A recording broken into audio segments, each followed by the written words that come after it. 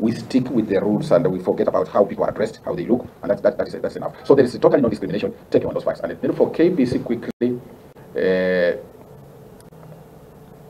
crisis at KBC, we already told you, has been big. That's for a long time, and you know it. And if you look at the efforts being made by the ministry, we are trying to put certain things in order. Even as I talk now, there were people who are suggesting that we sell the assets of KBC so that we make the practice you have had even with Posta is that this building we are in belong to Posta Corporation.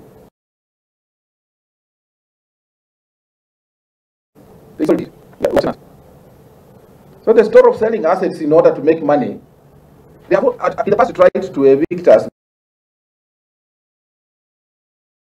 because of things. It's not very good.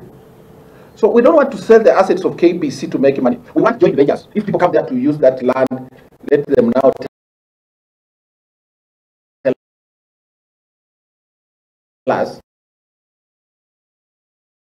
how much they will pay us.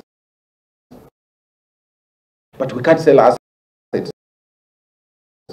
In terms of leadership, we are going to fix it shortly.